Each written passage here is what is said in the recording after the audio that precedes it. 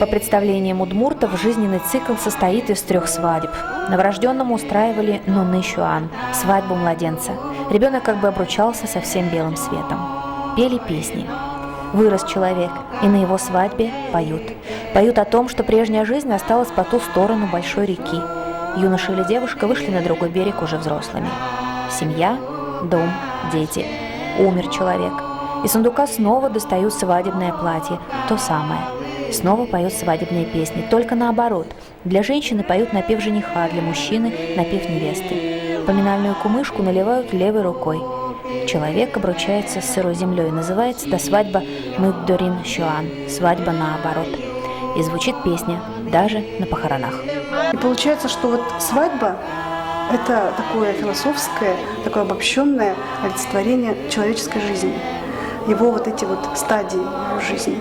И поэтому свадебные напевы были на протяжении всей человеческой жизни звучали, но немножко видоизменялись.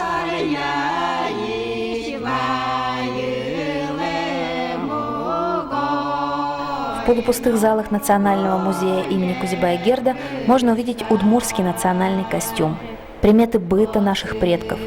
Но услышать древние звуки народной песни здесь удается не каждому.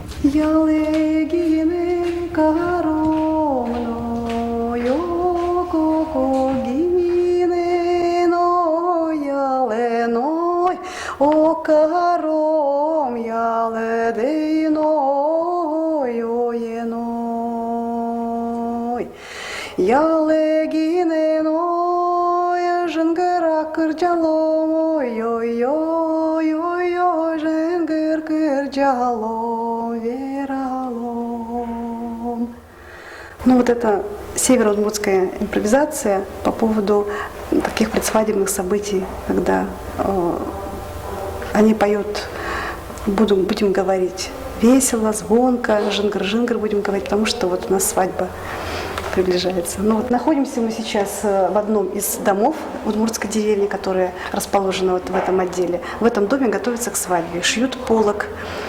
Полог шьют обычно невеста, помогают ей женщины, это близкие родственники, подруги. И во время шитья полога обычно поют песни. Самые разные. Песни это обычно о женской доле, такого философского плана, о жизни. Вот. И под пологом, как вот видно немножечко, там сидит маленькая девочка с кашей. Это символ того, чтобы в семье этой девушки, когда она выйдет замуж, было много детей. Потому что для удмуртов самым хорошим знаком счастья в семье это были дети. Вот. А тем более еще и каша, то есть как бы много в каше этих вот зерен, то есть говорит о том, что чтобы было больше детей. Поющий народ, удмурты, поют и в радости, и в горе. Они посвящают свои песни Инмару, Богу, и всем, кто просто заходит в их дом. Поют, приветствуя весну и провожая лето, встречая зиму и готовясь собирать урожай. Психологи утверждают, что человеческие связки более приспособлены к пению, нежели к говорению. Говорить физиологически труднее. И удмурты всем своим жизненным укладом подтверждают этот тезис.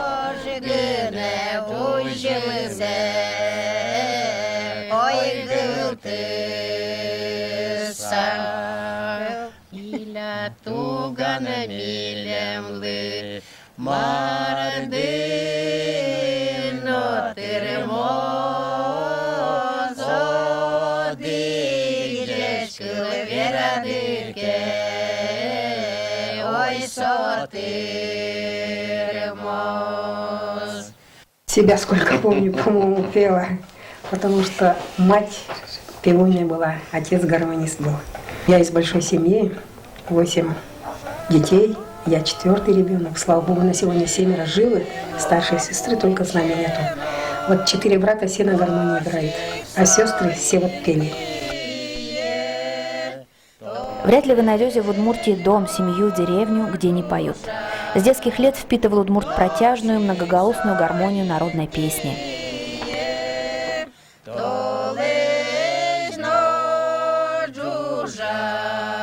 Моя мама, Царствие Небесное, пела тоже интересную песню. Раньше очень дружно жили. Гостей на 2 ночи приглашали, скажем, из соседней деревни своих родственников. И на лошадях приезжали, это обычно зимой, летом некогда. Летом, да. Так вот, она пела, встречая своих гостей. Я очень запомнила эту мелодию. Ти дорина мар, Ваня ми дорини со, Ваня кусипа, ми щуре свань. Та щуре сезон вителе печа, тайле на щуре сес. Та щуре сезон вителе печа, тайле на щуре сес. Значит, Баженова Клавдия Андреевна из деревни Верхней Парусии, 30-го года рождения, удмуртка.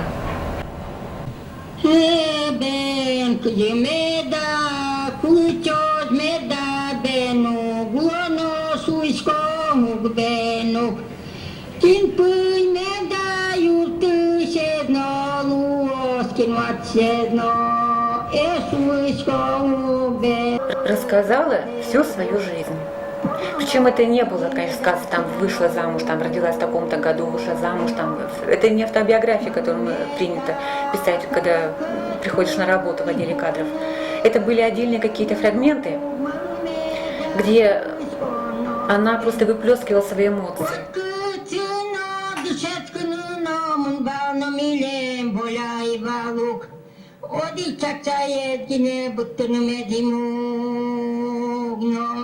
Вот первый раз она спела не до конца.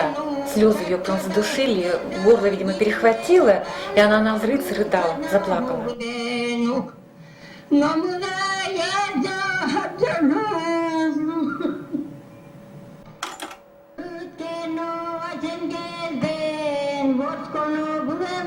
Там же, в деревне Верх-Парзи Глазовского района, к Нуриевой в руки попала одна старая кассета. Ее, утерев слезы, ученому передала та же Клавдия Андреевна.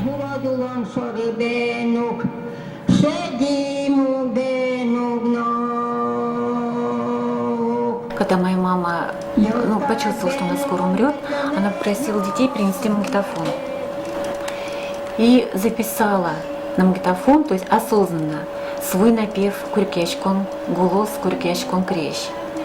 И эта песня получилась своеобразным напутствием своим детям, то есть песня перед смертью. Тоже довольно редкий экземпляр, я больше никогда и нигде такого не записывала.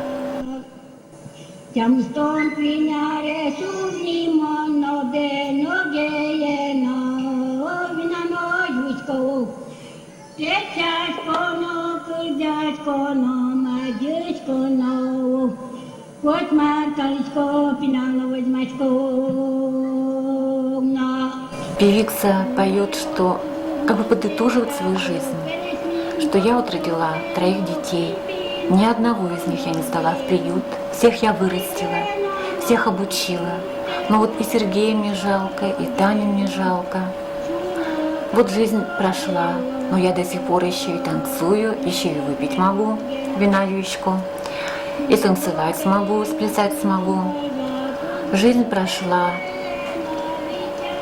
Этот светлый мир скоро я покину. Найдется ли кто-то, кто похоронит меня? Достойно ли меня похоронят? И вот на этом песня кончается. Вот такой вот сюжет. В Кировской области, там, где сохранились поселения удмуртов, до сих пор поют многоголосные импровизации. Эта древняя традиция есть и у бесермян. 4 песельницы поют каждая о своем. Слова и музыка приходят каждой по отдельности, а звучит все вместе пронзительно и очень архаично.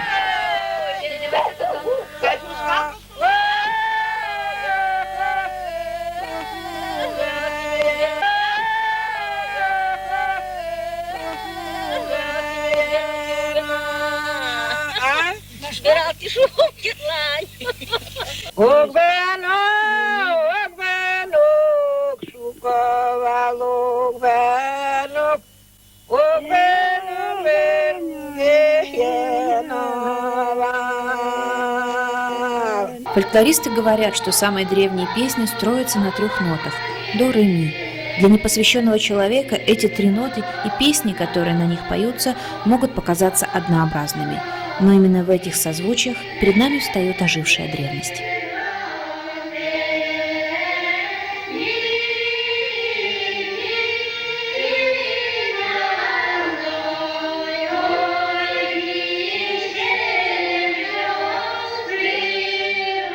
Оказывается, эти трезвучные напевы – это вот как окаменелость, раритет, вот те вещи, которые еще сохранились далеких веков. Это, очевидно, и есть в удмуртском фольклоре тот слой, та часть, которая говорит нам о очень древнем происхождении. Ну, честно говоря, конечно, это довольно страшно говорить, что вот в 21 веке мы имеем наличие удмуртской песни, которые ведут нас в глухую древность.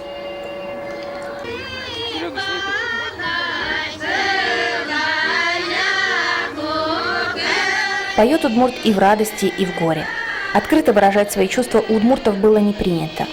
А вот в песне можно рассказать и о любви, и о боли, и о потере, и о трудном своем счастье жить на древней земле. Рассказать искренне, не оглядываясь, захлебнуться слезами и петь всем вместе так, чтобы музыка летела до самого неба, и Инмар слышал древние звуки народной песни.